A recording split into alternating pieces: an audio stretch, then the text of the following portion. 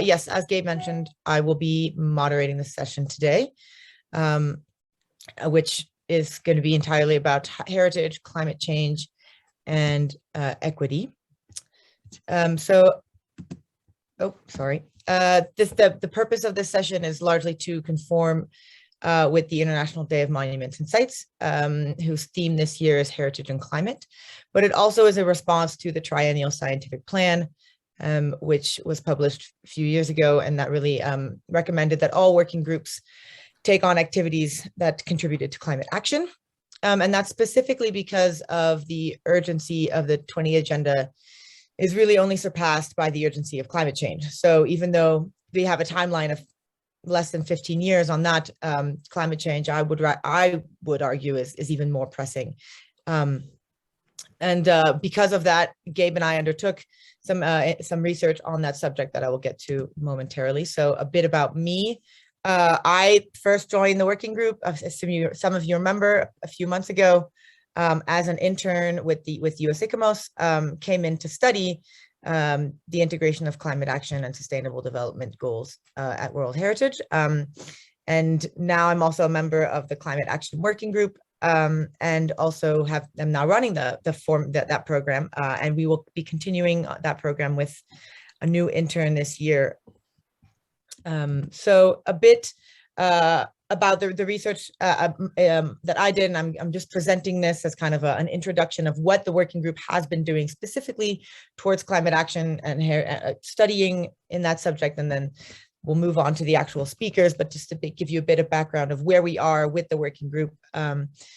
I studied the integration of climate action and sustainable development goals at World Heritage Sites. So the first phase of this was really to create a methodology. I looked at the management plans of 4 World Heritage Sites: Lyon in France, the Sydney Opera House in Australia, Pimochawanaki in Canada, and Machu Picchu in Peru. And the second phase of this research will be taken by Shinjini, who's here today. She's going to be our new intern. We're partnering again with US ICOMOS, and she's going to study, test that methodology in India. So we're really excited about that, see how it moves on. It's really, we presume it's entirely up to her as to where that goes, but all we know is we're kind of just testing the methodology and we're moving on with furthering that research. So a bit about why this subject. This research really speaks to a broader idea that rather than seeing climate action as just one of the SDGs are really a useful tool that can be used to enact climate action. So we all know that the SDGs are very transversal, but I would argue that rather than all being transversal, they will all really be enacted. We can really further them and enact them if we focus primarily on climate change and on climate action.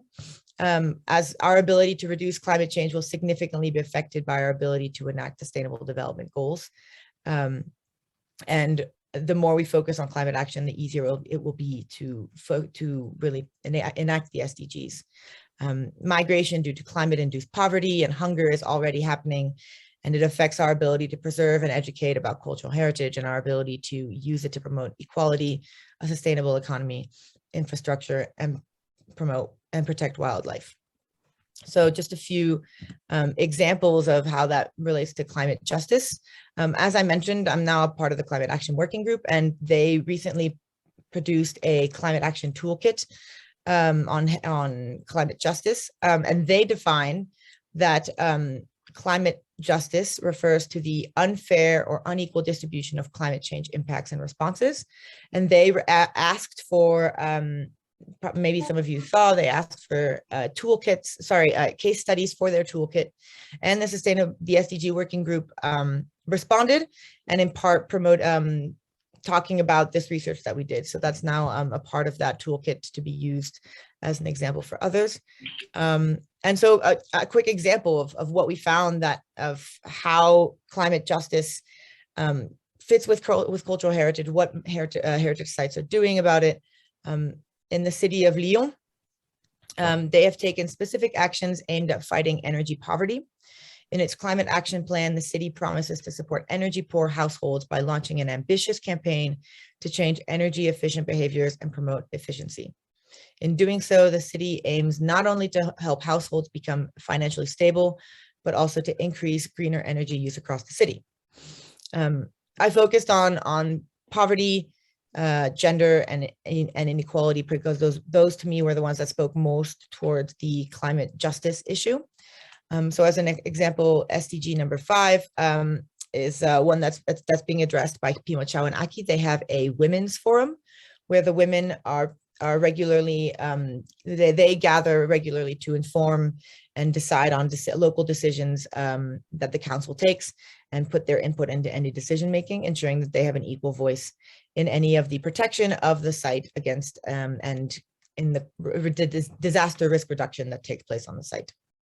And in regards to inequality, the Sydney Opera House also has a monitoring tool for any of its procurement. So in any of the materials that they buy, and any of the activities that they have, they evaluate it to make sure that it aligns with positive and economic social principles. Positive social and economic principles. My apologies. Also, Pima Chow and Aki puts on workshops that work on the co-production of Indigenous and Western knowledge to make sure that the Indigenous understanding and protection of the site is paired with the scientific knowledge and the scientific research that happens on the site. So the point of this session, that's just a bit of background of what we've been doing. Gabe and I, the point of the session is really to listen to various perspectives. We have 2 speakers today, and create a shared base of knowledge, bounce ideas off each other, and improve our ways of working, our ideas, and really provide an informal space to think and share our views. So with that, I will introduce our 2 speakers. Shalini Dasgupta is a conservation architect based in New Delhi and has run a multidisciplinary practice offering heritage conservation and design for the last 26 years. Her firm specifically focuses on adaptive reuse of historic buildings. She's also a visiting faculty member at the Conservation Department of SPA New Delhi, and is currently undergoing her doctoral research in the field of heritage and climate change, with an emphasis on the thermal comfort in heritage buildings, and specifically with regards to the warm climate of West Bengal. She has been an active ICOMOS member since 2013 and has been holding the post of Secretary of ICOMOS India since 2019. She's also an expert member of the ISC of Heritage Documentation, SEPA, and she's a national focal point for climate change and heritage working group. The second speaker is Therese Giao. She also goes by Niner, and she is the co-founder and managing director of Parabucas, a women-led, Asia-based international law and policy consultancy on climate change, the environment, and sustainable development. She also currently serves as a senior legal associate at the Institute of International Legal Studies of the University of the Philippines Law Center, heading its International Environmental Law Research Program, and is a professional lecturer at the UP College of Law. She also has an MST in International Relations from the University of Cambridge, a master's degree in tri-sector collaboration from Singapore Management University, and a JD from the University of Philippines. So with that, with our 2 illustrious speakers, I will open it up to discussion from our first speaker, Shalini, and then we'll move on from there. Thank you very much. Thank you, Lydia. I'll share my screen.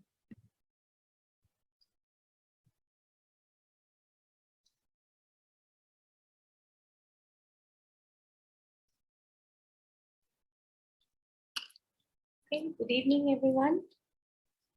I would like to start by thanking Gabe for giving me this opportunity to be part of this important discussion and brainstorming session for SDG Working Group. What I'm presenting today is a case study from the northern part of India, which showcases how our tangible and intangible heritage needs to be safeguarded from adverse climate actions. The case study also looks at the role of women in this culturally vibrant area. Braj is actually has no clearly defined political boundaries. It is a very important Hindu pilgrimage area. It is spread across 3 states, and it is known as the Leela Kshetra of Krishna. Krishna is one of the most popular, revered gods in India, and Braj is known as the land which is associated with all the religious anecdotes which we call as Krishna Leelas. And it's an extremely vibrant region with immense historical, religious, social, cultural, mythological. The heritage is really innumerable. The cultural landscape, the land of this land of Krishna, as we all call it, the land of Krishna, it consists of thousands of historic water bodies, forests and sacred groves. It's got hills and hillocks. It's got temples and many historical built structures, all coexisting with a symbolic and symbiotic relationship with Krishna. The cultural landscape of Braj has a very distinct character, and there is this unique relationship between the natural surroundings, the built environment, and the numerous mythological legends which are related to Krishna Leelas. So every myth, legend, story, history, which is correlated to specifically any part of Braj, even the the Braj, the soil of Braj is supposed to is revered by everybody, and they so these are very important, what I call them as ecological clusters in the land of Krishna. So these are the 4 main components, the elements: the water bodies, the forest groves, which are known as vans or upvans in our local language, the temples, and the hills and the hillocks.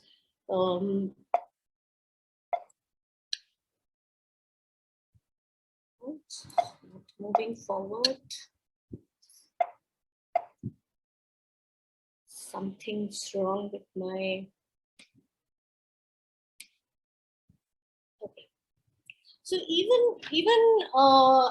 when you look at these historical representations of the Braj Mandal, it kind of showcases the natural and the built, which kind of coexist in this very, very culturally vibrant region, with the water being the main component, the river Yamuna flowing through the region with the various hills and hillocks and forest groves and sacred groves and temples, all the disposition of them all around.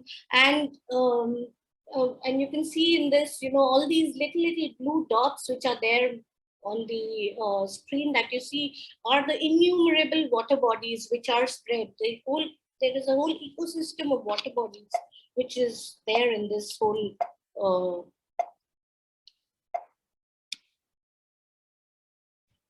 there are more than 6,000 magnificent temples and holy shrines which are associated with Krishna and Radha, which are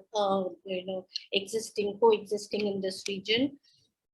Coming to the water bodies, the specific, so I've kind of, my presentation I've divided into 2 parts. The first part that I'm talking to you about is more about the tangible heritage, and I will talk about the intangible heritage and the role of women along with that in my second part of the presentation. So the kunds, or the traditional water bodies, which they are known as kunds, these are, if you look at the survey map which is there, and these little blue dots, there are more than thousands of kunds which were there in this whole region. And some of the pictures which you can see over here, but out of those thousands, there are only today, because of over the last 50, 100 years, I think we've lost we can count them on our fingers, and we just have some maybe 100, 200, 300 odd kunds which are remaining, which are also in deplorable state. These are some imageries of some of the kunds, some very historic kunds. Almost every kund, every water body has a story or a myth to relate with Krishna. So that is the significance of the Braj land, the Braj region, that every element has a story to relate, has a relationship with Krishna. This is the study that we had started doing on the kunds of Braj. So there were more than, like I mentioned, there were more than 1,000 kunds, which were actually the source of fresh water. And the water was used for, historically, it was used for irrigation, domestic uses, cattle drinking water, cattle drinking, bathing, etc. And you can look at the state of some of these kunds which they are in today. So we started kind of identifying and listing them, and we've mapped them with their latitudes and longitudes, and identified the state of them. And we've got this whole list of these kunds, which are, and we've categorized them under 3 various categories, which are in absolutely in a deplorable state, where very poor condition, where they really need to be intervened and looked after, and then and so on and so forth. There are 2, 3 levels of there have been there have been government and NGOs have kind of worked towards and they've tried to intervene and look after some of these kunds. And what you see, the pictures that you see, what people have tried to, some of these kunds have been revived, and they have been saved by community participation and by bringing the people, making them aware, making them, get involved in restoring their own heritage. And some NGOs like the Braj Foundation, who have been working very actively in restoring these water bodies, have kind of put their act together and tried to restore some of the water bodies. So actually, first, due to rapid urbanization and lack of maintenance, negligence, climate change of the last 100 years, we've kind of lost. There's a lot of silting, and there's a lot of, lost almost, more than 75% of the kunds which are there in the entire ecosystem, which were actually used as, freshwater sources for all the villages and people living in the region. So there is an impending crisis for fresh water in this area, and which has a special bearing on the ecology of the region. So there is a very urgent need to actually take measures to restore these kunds, actually for the welfare of the mankind at large. From kunds, I move on to the next element, the eco-cultural element of what we call them as the Transcendental Forests. They were supposed to be more than 137 Transcendental Forests in Braj, which are, known as these areas where forests which are associated with the numerous leelas which Radha and Krishna performed in these Vans and Upvans. This is a mythological, it's a mythology which carries forward, but there are these physical features which are still existing, and there are a lot of these, even in terms of vegetation, even in terms of the kind of plantation which was done, and they are still in some of the sacred groves that we have. We still have some of these plantations still existing. But again, due to urbanization, growing human occupancy in the region, the natural vegetation and clearing of the natural vegetation, we've lost a lot of sacred groves, and very few sacred groves are left again, which can be counted on your fingers. So again, this is a holistic plan is required to actually revive the these natural elements of this. This is the landscape of Braj, which is the hills and hillocks which I was talking about, which is supposed to be the Leela Kshetras of where the Krishna with his gopis and Radha and his friends, and they have performed a lot of leelas. This is the Govardhan Hill, and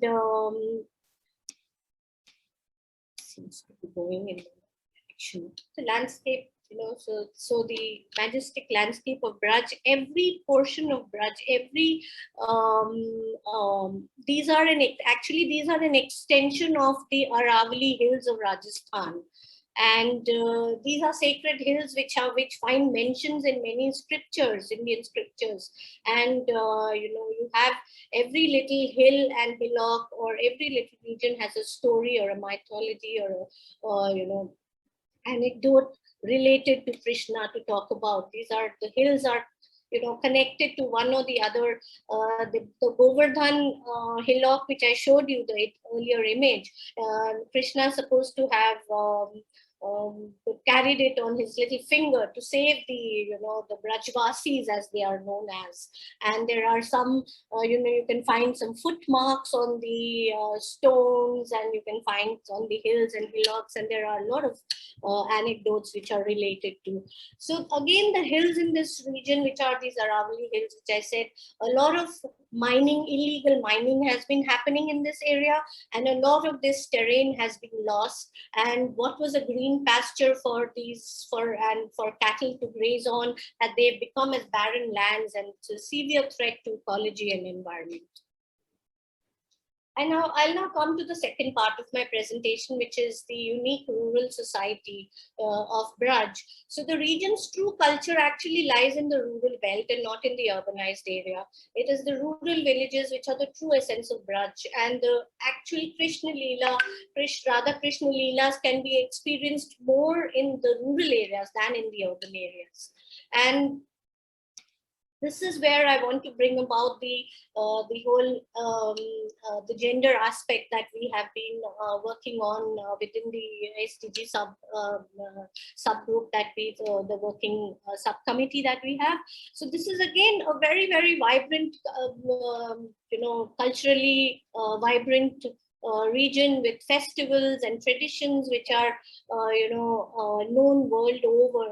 The whole festival of Holi, I'm sure people must have heard about it.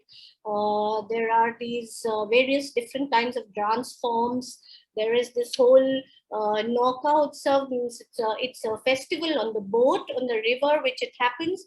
And Chappan Bhog, which I've shown here, is Chappan means 56. It's a number, and Bhog means the offering that you give to the god to eat. So it's a whole palette of food, which is also very popular in Braj. Is so the cuisine heritage is also something that we is something which is to be talked about. So the role of women in Braj, if I actually go back, is I would say there is already an empowered role in mythology and history, because Radha and Krishna. So Krishna is supposed to be one of his companions were Radha, and she is revered even more than Krishna by people and everybody today. If you go to the land of Krishna, everybody greets each other by saying Radhe Radhe. So it's that the importance which has been given. So there has been a empowered role of women in the Braj region. So you have the Ras Leela with gopis, you have the Asht Sakhis of Radha. Asht Sakhis means she had these favorite 8 friends, and they have been depicted, and they talk about anecdotes of Krishna and Radha and all these so they're all actually female characters. They're all women who are actually part of the mythology also, where so there is an empowered role in starting from mythology. course, and Yashoda and Krishna, where she's the caregiver, she's the mother who's brought up Krishna. So there is a lot of reverence to women in this region. Besides, in mythology, if we look at even as caretakers of the traditions of Braj, I think women have played a very important role. I'll just illustrate that by two important traditions in the Braj region. One is the Holi festival. The Holi is a festival of colors, which is played with a lot of fervor in India. And this is a very, very unique type of Holi where, the women, they kind of beat up their husbands with a, with a big, you can see, big, what you call, it's called a lathi. It's called a lathi in Hindi, and they kind of beat them up, and that's the whole tradition of the Braj Holi, which is played, and it is people come from far and wide to watch this tradition, which has been carried on for hundreds of years. There are the other dance forms which are also being carried forward by, there is this thing called the Charcula Dance, where the women carry this whole thing of, tears of lighted diyas on their head, and they kind of dance, and while, and in fact, all dance forms are actually in veneration to God Lord Krishna. So the peacock, because peacock was a favorite thing and was found in abundance in the region. So the peacock dance, the Ras Leela, the Charcula dance, these are many dance forms which are still being, The other art form which I kind of want to emphasize on is called the Sanji art form, which is the traditional art of stenciling in Mathura. So the Sanji art actually, you can see it's a very, very intricate art form, which is, just you have these special scissors by which you actually kind of make these stencils, and you make them of, various sizes, innumerable sizes, from small to really large ones. So actually the Sanji tradition, if I go into the history of that, based a little bit of talking about the women's involvement in it, is that actually it was started as a tradition by the young girls of the villages who would want to worship, and they would make these little Sanjis on the cow dung, because they used to have their little huts, and the houses were plastered with cow dung, and so they would use these little stones and metal foils and flowers and mirrors to decorate the walls, and that's how this whole tradition of Sanji started. And so there are these three stages. So this was the folk stage of Sanji. Next came the poetic stage, in which the poetic tradition, where a lot of all these rituals were again followed and practiced by unmarried young girls, and they thought that by following these the Sanji tradition and creating this whole Sanji art, they would be pleasing Lord Krishna, and they would get they would get better husbands. And of course, the third stage of Sanji moved out from the poetic to the temple, and this is when the Sanjis moved out from normal homes to the walls of the temples, and they kind of became these are some of the forms of the Sanjis, which are seen from various stages that I'm talking about. And today this whole Sanji art has become, these are various Sanji stencils which are very popular, and they are used as art forms on walls of temples. They're used as art forms to decorate temples. They're used as art forms to in various forms. They're used in various so the art has actually moved from being women-centric to being male-centric today. So that, and the traditional and the spiritual form of the art is dying. So the craftsman, which is no longer the main creator, professional designers have come in, and they're coming in and with new ideas and concepts. Of course, the art is, as a result of which the art is survived, but the traditional essence of the art is lost. So the major transformation that Sanji art has undergone is it has moved away from this whole art which produced these little flowers and colored powders, and which was used as mainly as a worship at home and by women folk in the temple. It has shifted to this whole, stencil, and it has become, which the stencil has become like a final product. So the focus has shifted from the image maker to the stencil cutter, and the ritualistic religious significance of Sanji is lost.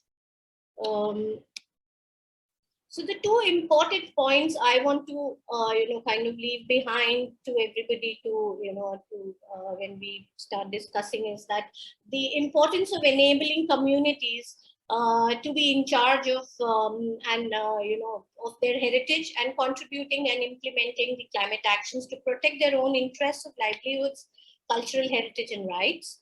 And the second important point, of course, to emphasize the role, important role women artisans played in the development of ancient art and craft.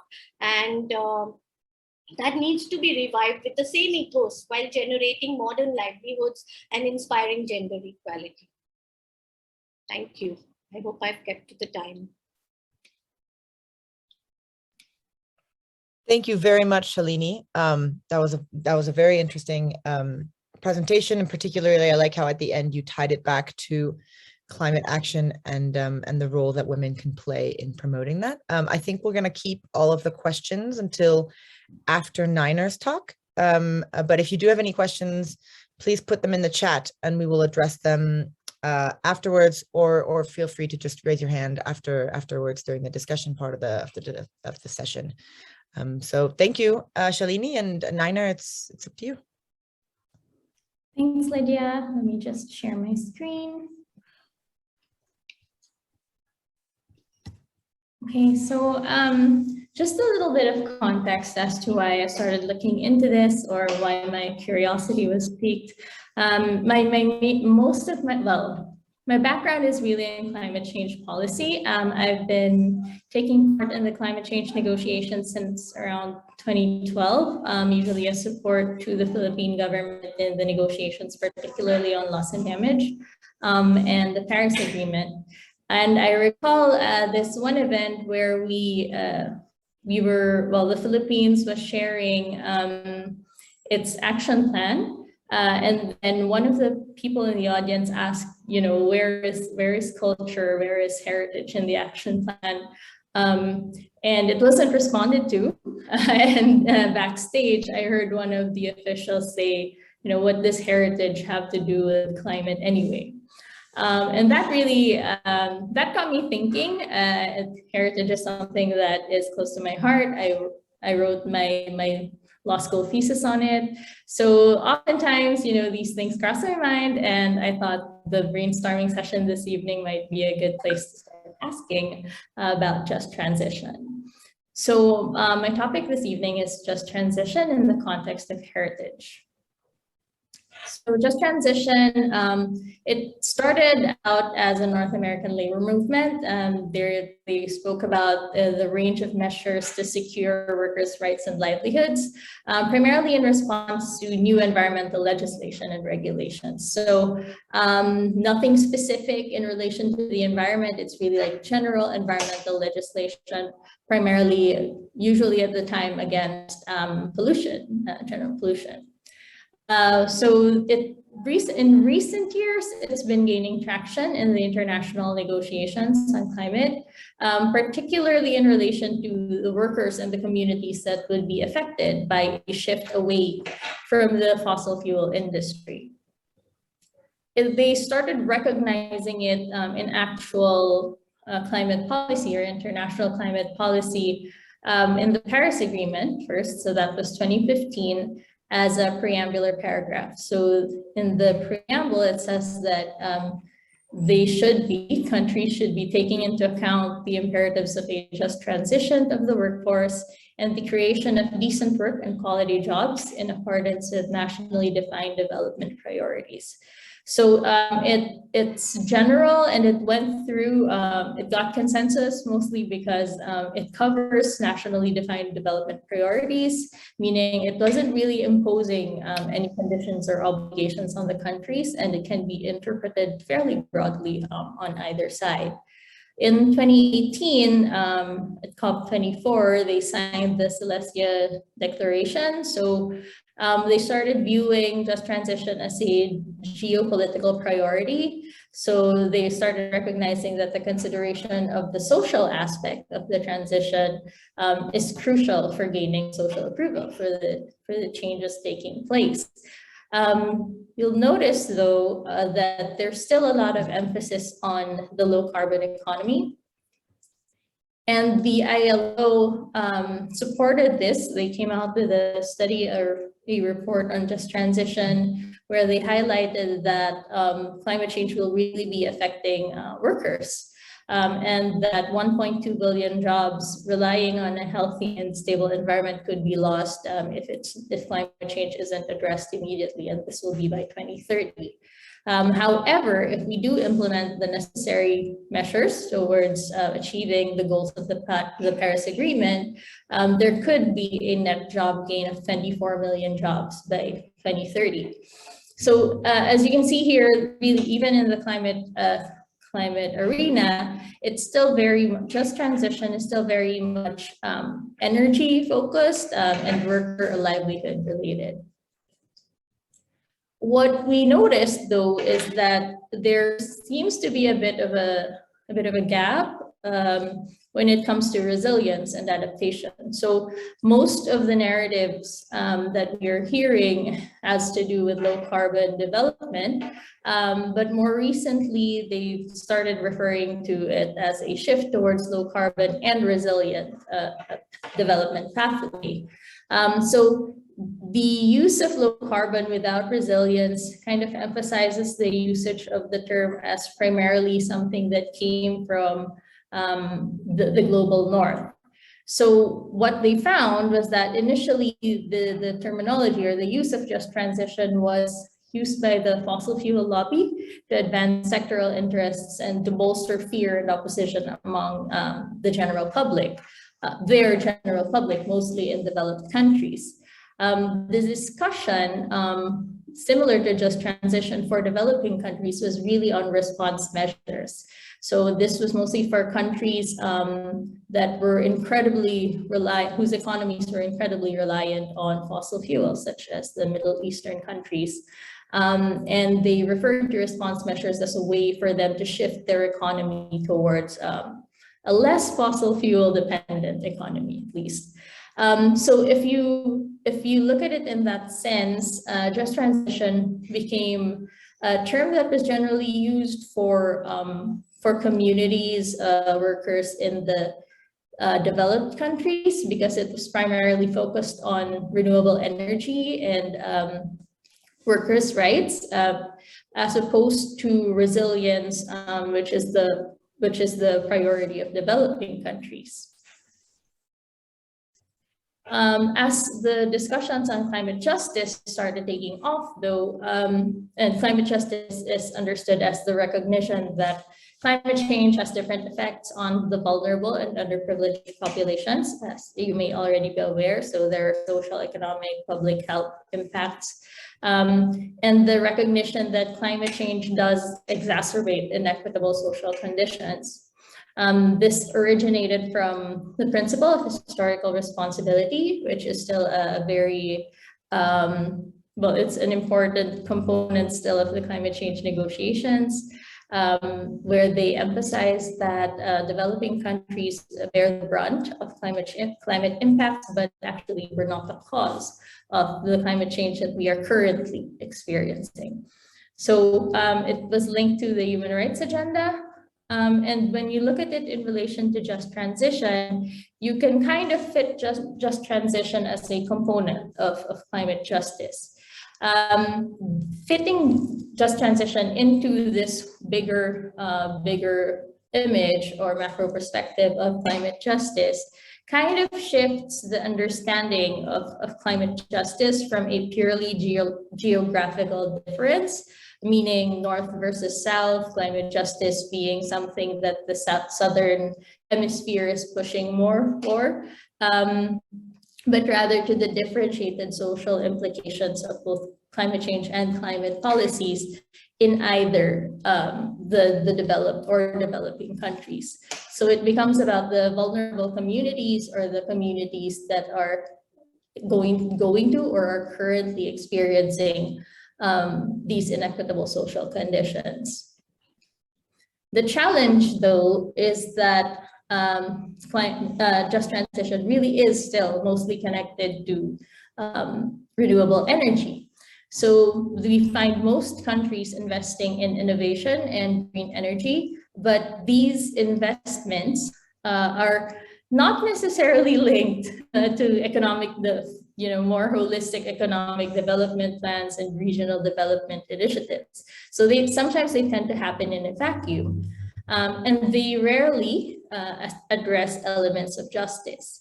So these are mostly, of course, in relation to transparency and consultation and working with stakeholders. So aside from that, environmental restoration and land management are often absent from transition plans. So it's really, it tends to become one-dimensional in that sense, in the sense that it is still very much focused on the shift away from fossil fuels and ensuring decent jobs and livelihood for people from the fossil fuel industry who will be affected. The just transitions policy landscape, however, is quickly changing. So there are new climate commitments that are coming out through the nationally determined contributions. And there are economic stimulus measures that were raised due to the COVID-19 pandemic. And this crunch in finance is really bringing to light the need for more integration across policy areas. So we need to start hitting more birds with limited stones. When you look at climate change vis-a-vis cultural and natural heritage, which I'm sure nearly everybody in this room is very familiar with, you'll see that in the climate change, among climate change policies, there's really little to no systematic integration of heritage in the UNFCCC and Paris Agreement. There are mostly references to traditional knowledge, but nothing explicitly on cultural and natural heritage. So there's reference to traditional knowledge in COP reports and decisions and recommendations, mostly under SUBSTA, so the subsidiary body for science and technological advice, but none under the SBI, the subsidiary body for implementation. There's also mention of traditional knowledge and practices in IPCC reports, and as a big win, at least for advocates, is that the Paris Agreement includes in its preambular paragraphs mention of traditional knowledge and the knowledge of indigenous peoples and local knowledge systems. During the Paris Agreement negotiations, it was pretty challenging to include mention of indigenous peoples, even in the preamble. But eventually, because of the insistence of a lot of advocacy groups, they were included and they were able to insert a reference to traditional knowledge of indigenous peoples and local knowledge systems. There is the LINKS program of UNESCO, wherein they work towards the inclusion of local and indigenous knowledge in climate science and policy processes. Although I personally am not very familiar with the program. One barrier though, a serious barrier that they did identify in relation to linking or being able to close the gap between climate change policy and cultural and natural heritage policy is the lack of data, research, and peer-reviewed publication on their linkages. So they say that in order to do that, there will have to be significant investment in human resources and research. Oops, there. So we all know that climate change will be adversely affecting cultural and natural heritage. That's something that is widely recognized and acknowledged. And in addition to that, in addition to direct impacts of climate change on cultural and natural heritage, they may actually also be affected by projects or climate actions that are meant to address climate change, but are not very well planned. For example, when we talk about solar energy, the infrastructure could also affect the environment, of course, by the amount of land that it will be using. Or yeah, so one thing that they do emphasize, however, that UNESCO emphasizes is that culture and heritage is not just a victim of climate change. It's actually a huge untapped wellspring of potential in efforts to mitigate the impacts of climate change and to adapt to them. So the IUCN, for example, stated that there are approximately 5.7 billion tons of forest biomass, carbon that is stored within natural world heritage sites, solely in the pantropical regions. So that adds urgency to being able to ensure that these areas are protected. Also, World Heritage Sites could serve as learning laboratories for the study and mitigation of climate impacts, and for the testing of resilient management strategies. There was a case study on the potential of cultural heritage to achieve climate change actions in the Netherlands. And the study found that there are multiple benefits in the context of climate change adaptation and mitigation and heritage management. So there are the informational benefits. So landscape sites and structures being tangible records of changing climate and flood risk management in the Netherlands. And there are the skills and the knowledge that is attached to diverse cultural heritage and its management that could be used in relation to addressing climate change impacts. There are also the social benefits, with heritage perceived as a stimulus for social cohesion and integrity, and a sense of place. There are the economic benefits, so the component of spatial quality embedded in new transformational plans, providing new economic value to society and increasing community resilience. And there's also, of course, the heritage tourism sector. When it comes to the aesthetic and environmental benefits, so of course, beautiful heritage can assist in improving the quality of urban and rural areas. Environmental benefits of cultural heritage are, they found, poorly considered in decision-making processes. And they also concluded that environmental benefits from adaptive reuse of cultural heritage are not widely addressed in heritage practice. They also found in their project that climate change mitigation and the use of renewable energy actually plays a huge role in cultural heritage, not just as a means of reducing or encouraging energy efficiency, but also adversely, as mentioned earlier, impacting natural heritage, for example, in the building of infrastructure. One of the things that really caught my attention is when the Climate Justice Alliance released its list of just transition principles in 2019. So among their principles, they state that a just transition retains culture and tradition. So they said that just transition must create inclusionary spaces for all traditions and cultures, recognizing them as integral to a healthy and vibrant economy. So they mentioned that it should also make reparations for land that has been stolen and or destroyed by capitalism, colonialism, patriarchy, genocide, and slavery. So just transition, if you look at it, more holistically and kind of taking a step back from just referring to it as a concept related to workers, to decent jobs and renewable energy, the shift away from fossil fuels. It actually implies an overhaul of the existing economic and political system that is seen as responsible for the environmental and social crises. This means a more holistic, more robust, transformative approach has to be made.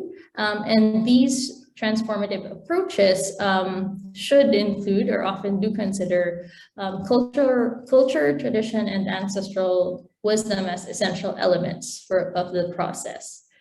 In the Netherlands case study, they point to a number of elements that support a truly just transition. And they state that climate change resilient heritage should be reflected in decision makers' capacities to adopt the heritage practice through transformation, continuous legal heritage assets reuse and development through time.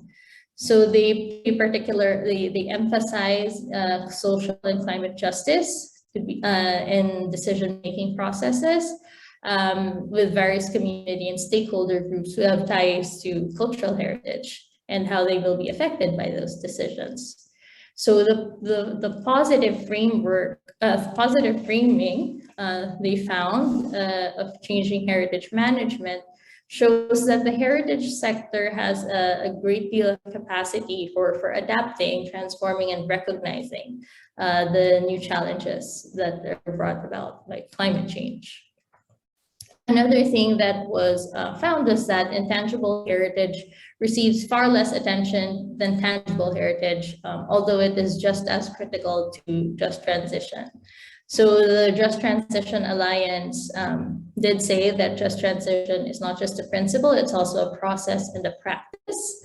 And as a process, the most vulnerable communities and other sectors should be included in the determination of strategies and policies that are meant to address climate change.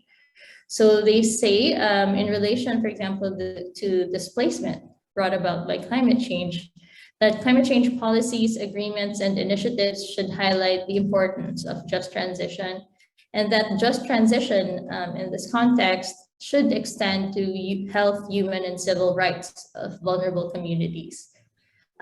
This shows that giving value, intangible heritage, and climate displacement could also, or will assist community resilience post-retreat. So climate displacement has been closely associated with land, a sense of place and identity. And not just that, it's also associated with, when it relates to culture, even economic implications and land ownership traditions, for example. Aside from that, losing sacred places, kinship, and the networks also result in increasing barriers for the displaced communities. So it complicates it and prolongs or delays their ability to adapt to their new environments as individuals, as families, and as communities. So this makes them feel even more separate from the new communities that they join, and this difficulty in establishing communities may also prove more difficult to the communities that they do join. So there is a difficulty that arises on either side. The UNECE came out with a report on the cultural aspect of just transition, wherein they did recognize that the peaceful transformation requires ensuring that people and that economic activity needs to change, but that doesn't mean that people have to abandon all that they know and believe in. So culture is still very important in ensuring that this change actually happens and that it happens successfully. So it's necessary to indicate to people how, what and how they could change, but they should not be dictated to on how it can be done. It's similar to the social community work, for instance, where they are pushing for this principle of nothing about us without us, and where communities are allowed to dream or to determine what their objectives or their goals would be, rather than being dictated upon as to what their goals should be or what their targets should be, top down. So that includes, of course, recognizing their culture, their heritage, and their practices, and ensuring that the transition that is being pushed for is actually more inclusive. And being more inclusive, it ensures that just transition comes from the people, comes from inside communities, and that it will be more accepted and appreciated by the communities, which would ensure its sustainability and effectivity. So that's my presentation. I'm really curious as to what everybody thinks about it. I'd really love to hear your opinions. Thank you very much. Thank you so much, Niner. That was a very interesting topic, one that you don't really hear very much about, and the way that you tied in the just transition, which is something that you do hear very much about, to cultural heritage, I thought was particularly enlightening. And I guess so I will start with the discussion. I ask that if possible, you turn on your camera so we can really have a discussion on this topic. We have a few questions that have already come into the chat, but I had one for Niner. What do you see as the role that heritage professionals can play in working on the ground to enact a just transition? It brings to mind one of the projects we're currently discussing on how there could be a better mapping and inventory of the impacts of climate change on heritage sites, and how we could respond to that. And the knowledge and skills, as earlier mentioned in the presentation, the knowledge and skills that heritage professionals have are often overlooked by the people who are working on climate change. There's very little, at least I can say in the Philippines, there's very little communication between our climate change policymakers and heritage professionals.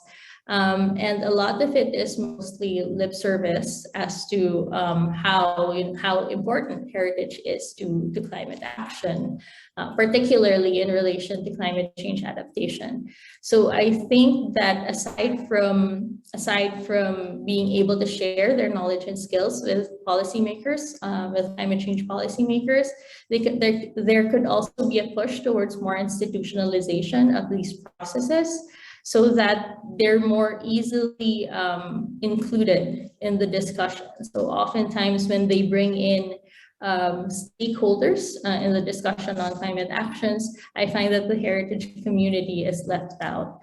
And I feel that when you're talking about climate change adaptation, it's very context specific, and it's in this context, I believe, that heritage professionals will be able to provide a great deal of help.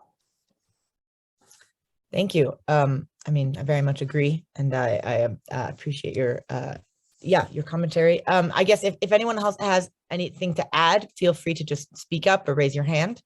This is meant to be a discussion, not just me, not just a Q&A. But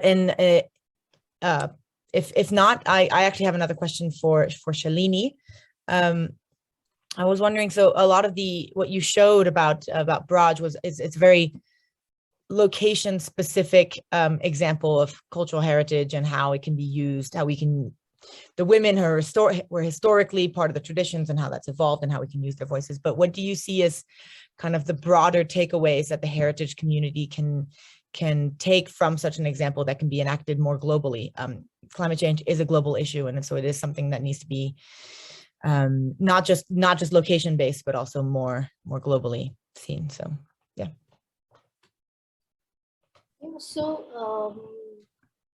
I think Braj can be used as a very important case study. In fact, if like you mentioned, if Sanji is going to be applying the management the framework that you've developed, she is welcome to apply it in one of the areas in Braj, because it's culturally vibrant area where you can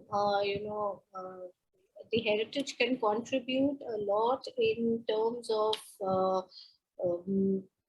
the community is quite active in that they are quite aware of the significance of the heritage that they are part of, and they I think so that makes it even more it helps in the process of finding using heritage as a tool to find solutions for climate action. Okay.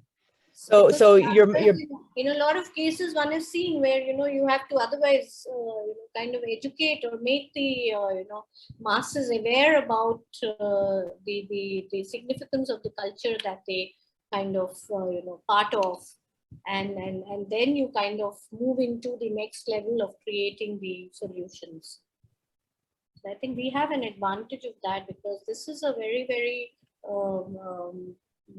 the community is quite active in this area, in the Braj region.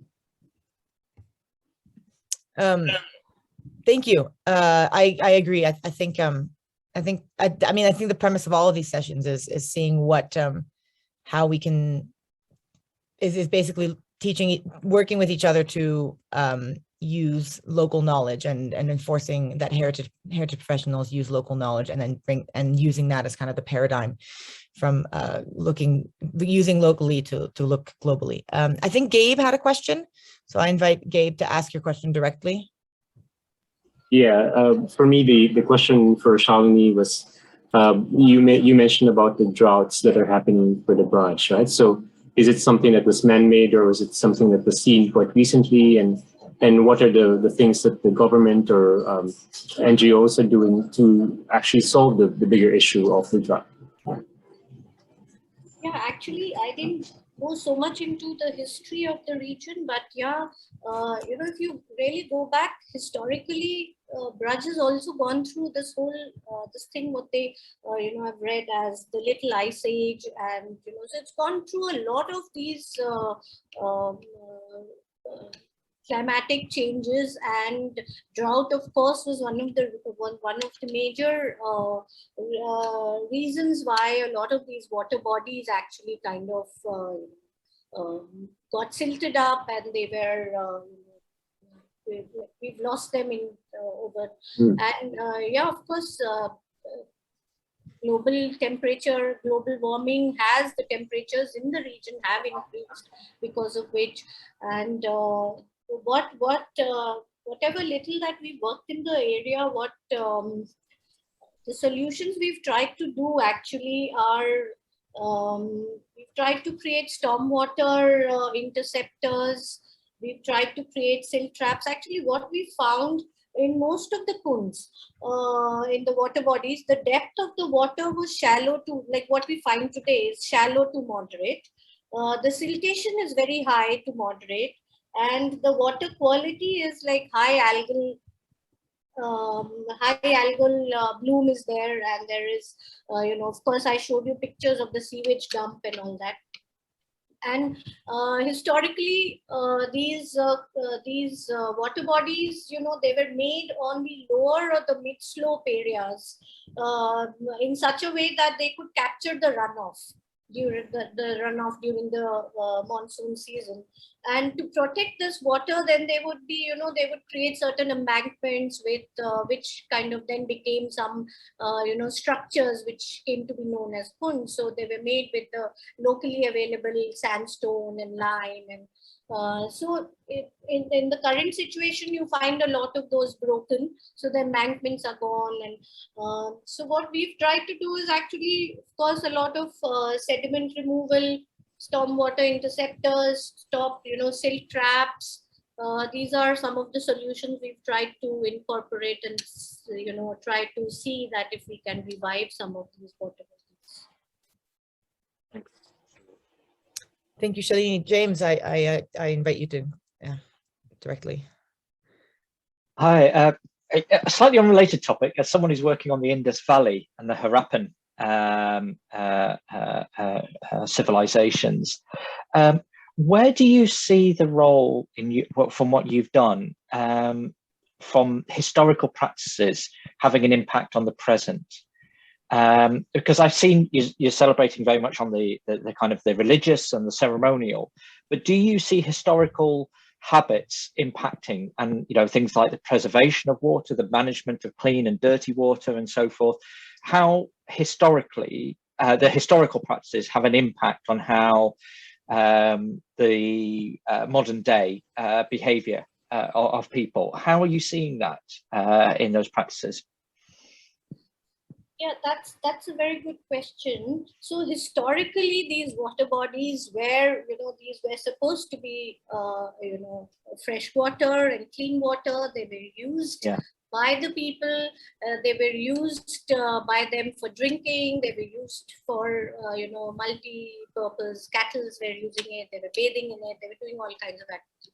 But today, with lifestyle changes, these water bodies actually are now, they are just as, what you can say as, maybe they just have a microclimatic effect, and they are just there as a water body, which kind of helps in cooling the environment, or it just helps in retaining the ecology of the place the way it is. But it definitely does not have the kind of uses it had, because people have moved on, and you have fresh water and drinking water and tapped water and everything coming into your homes, and you're not using any of that through these water bodies. So definitely the uses of the historical practices have changed.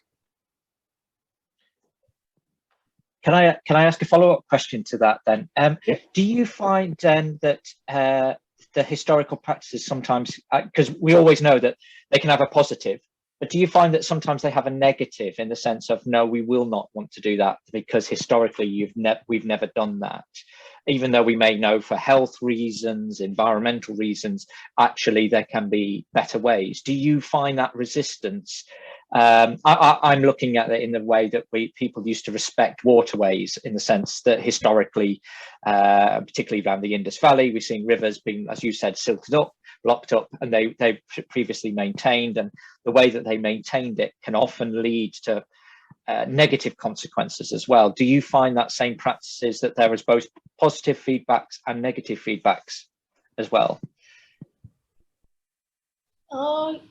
Yeah, definitely. I think in the Braj region, there are two very important. Water was a very important element. Yeah. The smaller water bodies was one component. The other component was the river. So there was this main river, Yamuna, which was there. So all the towns which are and like, if you look at all the, when I said that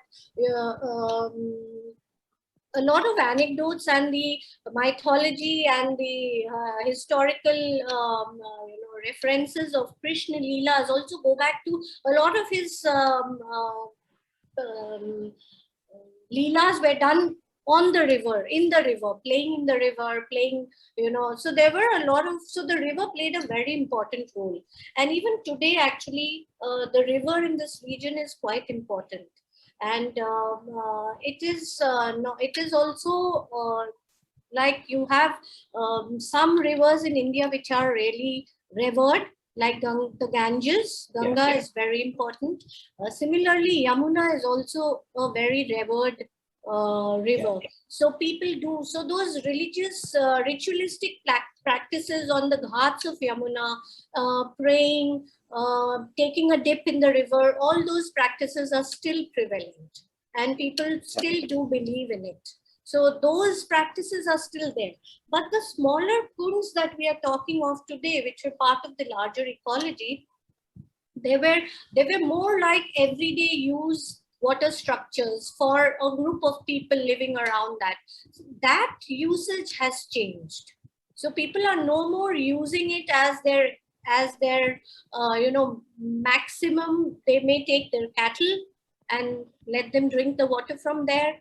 But I don't think anybody today uses these water bodies to as a drinking water source or bathing or washing clothes.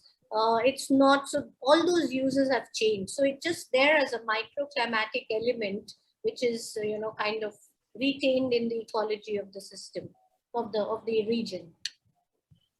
I think we could have a discussion about water usage in ancient India until the cows come home. I don't want to for a very long time. We can have a long discussion, and I think perhaps I'll maybe we'll take it outside the meeting. I'll be in touch with you and things, because interesting research.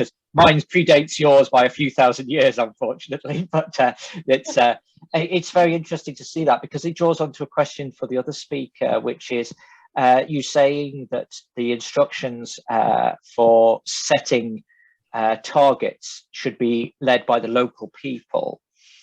How do we have an impact then if those choices by the local people are not in line with our sustainability targets? And that's where we sometimes have conflict. I know at a policy level, where I deal with, how do we begin to draw on guiding local groups on what their targets should be? It's really an open question for both speakers, really. Well, based on our experience, we often work with local communities and trying to determine like what their climate change strategies should be, their community-based, at least, climate change strategies can be. And oftentimes it initially requires capacity building. So just basically them going through this module on what climate change is, how it impacts their community. And a lot of it we found, the most helpful we found was that we needed to tweak, or we needed to make sure that the modules they are presented are actually relevant to them. So it's not like a regular a set module on what climate change is. Frankly, a lot of them could care less. So what they really need to know is how it will impact their lives directly and how it's really relevant to them. And that's the approach we try to take. And often we find that when we give them this information and we tell them what the government targets are in more general terms, then they try to meet those targets halfway. And it's mostly trying, at least for us, it's mostly trying to find what the middle ground is, and trying to, at least at the middle level, let's say the local government level or even the provincial level, try to integrate what their needs and their priorities, and leave it to those middle level local government units to make sure that they are addressed in those particular communities. So a lot really falls on local government units in pushing these kinds of climate actions. But even then, capacity in local government units can be somewhat limited. So that's also a big challenge. I have a question. Oh, sorry, please, Shani. I would just respond to that. In India, we've done, we see projects being done by two models. There is a top-down approach as well as there's a bottoms-up approach. So the top-down approach, where you have the policy, and then it just comes down to practitioners and professionals, and they kind of put their whole idea together without really understanding or without really being a part of the and the community in that case is not really involved to that level, and the solutions which are then proposed are actually something which don't really work too well.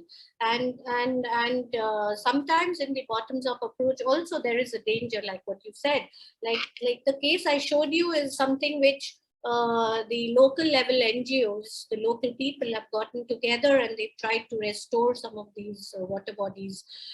In that scenario, I feel sometimes the solutions which come out are are, at least the communities are, more, they accept the solutions more, because they have kind of provided the solutions, keeping all the issues that they have gone through. And, that is why the point that I made in my presentation. But yeah, surely they definitely at times, I think they need to have some sort of a guiding hand by professionals in the field, but not, totally, the community surely needs to be involved in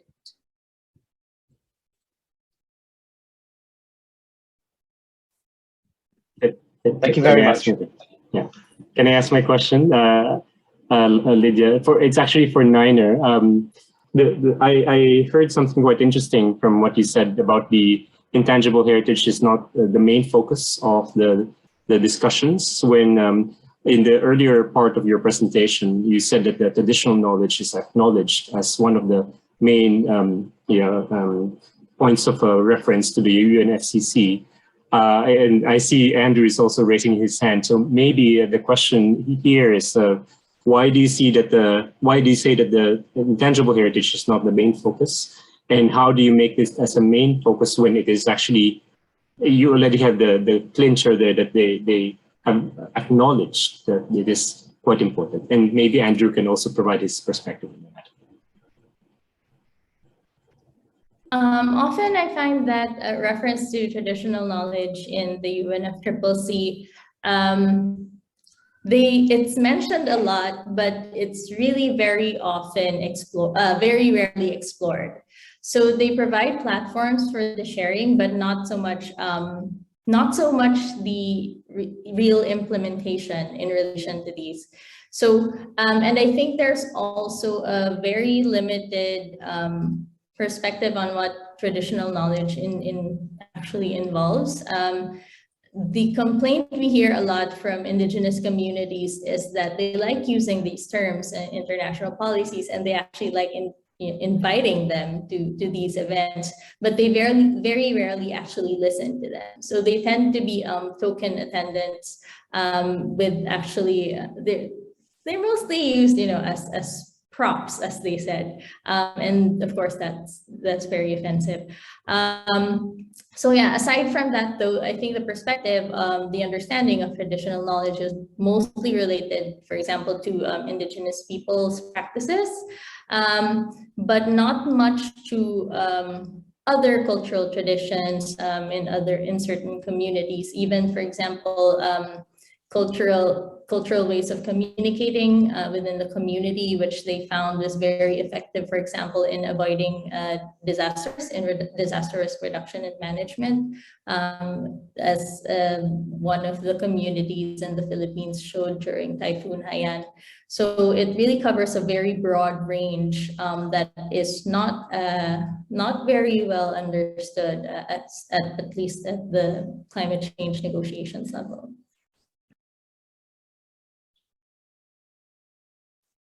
Andrew, did you want to add anything to that, or? Well, I have a question for Niner. If there's time, I can make an observation too, but I don't want to impede the discussion. Niner, my question is this: just in the dialogue you and James were having a moment ago, I think we see these different dimensions of just transition, and it goes very much to the opening points you made in your talk about the origins of just transition in really a worker-based phenomenon, addressing workers in carbon-intensive industries, and then the debate about just transition more in a climate justice context and what that looks like for others. And this dichotomy maps somewhat to global south, global north, although not perfectly. So, workers in the Amazon who are harvesting timber out of the Amazon forest are more like coal miners in my home state of Indiana, the USA. My question is about nomenclature. So you mentioned the term response measure, you mentioned the term just transition. What is the difference between those two terms? And if we I do think we need to keep this issue of workers, not let it get lost. And I come from a coal producing state in the United States, Indiana, where people have multi-generational livelihoods of coal mining. So many, many generations are coal miners. And we have intangible heritage of coal mining. We have festivals about coal. And my state voted to keep coal mining. They refused to stop using coal, but that can't be allowed. They're going to have to be forced to stop coal mining. So what is the heritage? How do we deal with the heritage of coal mining, the heritage of the Anthropocene, the multi-generational livelihoods, the traditions around coal? That has to be addressed, and there's a huge heritage remit in just transition for those coal miners. One option is not, though, keep still mining coal, in my opinion. So my question is, nomenclature, is that a response measure? Is that just transition? How do you use these terms properly? It's mostly, when it comes to nomenclature, it's really drawn from the drama, the political aspects behind the negotiations. So they usually, like, response measure shows up in the UNFCCC text. So, and the difference between the Paris Agreement and the UNFCCC text is that the Paris Agreement is kind of like the Constitution, and then the Paris Agreement is kind of like statutes. So if the UNFCCC is the framework, so it's the Paris Agreement provides further detail. Not a lot of detail, but a little bit more detail. And response measures was really something that was inserted by the Middle East, the Gulf state countries, to ensure that they had enough time and enough resources. So actually, since they're considered developing countries, that means that any mitigation actions and any adaptation actions that they would have to undertake will have to be funded and supported by developed countries. So it's really, it was really about them looking out for their economic interests as the world is supposed to move away from fossil fuels. Just transition was something that was brought in not by states, but by lobbyists and advocates. So it initially came from, rather than from communities in developing countries, it came from communities in developed countries. And it's really mostly that. Just transition has become more about communities, and I would say workers are communities as well, rather than country interests. So I would say that's basically my understanding, at least, or my perception of the difference between the two. And in relation to coal miners, there's actually something really interesting I read about how it is still part of culture. And that doesn't mean that it's something that should be forgotten or set aside. It's still very much something that needs to be remembered. It's just that the need to move away from fossil fuel and from extractive energy sources kind of, well, at least for some, they perceive as something more important at this point in time. So I don't know if it's connected really a lot to, I remember there was this discussion on forests. It was a negotiating track on forests. And when they were talking about listing the drivers for deforestation, forest communities came up, and there was this move to include forest communities as indigenous peoples who are living in the forest as drivers, among the drivers for the deforestation. And there was really this huge pushback because studies show that under the care of indigenous communities, the forests actually are better preserved. So it's really, I feel like a lot of it is really also perspective. And I do agree that the shift, because the shift under just transition is more than just, finding jobs. It's about a decent job and a good lifestyle. So it's challenging for sure. And I really don't know how it would be best addressed. But yeah, but let me just find, because I found it really interesting. So yeah, I saw here that the UNECE said that coal mining is a true culture on its own right, and as such should be protected in the same way as we protect certain languages, minorities, or tribes, which constitute a testimony of the human history and are living proof of our cultural identity. So the fact that the world gave rise to that culture is coming to an end does not mean that the culture itself is not worth preserving. So it's really, the question is, of course, how to best be able to accomplish that, I think. Thank you, Niner. Yeah, and thank you, Andrew, for those questions. I think we're gonna wrap up because we have about 1 minute left if we want to get everyone out on time for this Easter weekend for many of us. I thank you so much for a very interesting conversation. I think we hit on a lot of points that are really, really specific to climate change and also are often discussed in climate change, the issues of water, how we manage water, but also the just transition of what we do. I think the fact that we spoke about coal mining is something that I know a lot of people, that's what they think about when they think of just transition, and being able to discuss that in a heritage sense. I know from my personal experience, the northeast of England has a huge coal mining industry or history, but it's still very much celebrated without, those were closed back in the 1980s. So it's definitely possible, and it's an interesting conversation of how we can move forward by preserving those, keeping in mind the local community. And I think that's really the ultimate summary of this talk is that we really, it's not just a bottom up or a top down approach. It's really a partnership where both have to work hand in hand. So as I think it was Shalini said, there needs to be some guidance from the authorities, from the top down, but also it really does need to have the involvement of the bottom up, and not just in terms of give us your thoughts and we won't listen to them, as Niner mentioned, but really having that partnership. And that's SDG number 17. Some would argue the most important, and that really speaks to that, and how climate action, again, can really help us enact the SDGs and how it's really interrelated. So on that note, my watch says it's exactly on the half hour. So it's a perfect time to end up. I want to thank both of our speakers, Shalini and Niner. Thank you so much for coming. Thank you to everyone else for joining in for what I thought was a really interesting discussion that touched on many topics that we've discussed, that have been discussed in the climate action discussion generally. So I've overspoken. So thank you very much. And I'm sure we'll see each other in the next one. Thank you very much. Thank you. Yeah. Thank you. Well done. Thank you. Thank you very much. Thank you very much. Thank you. Bye-bye. Bye. Okay, goodbye, everybody.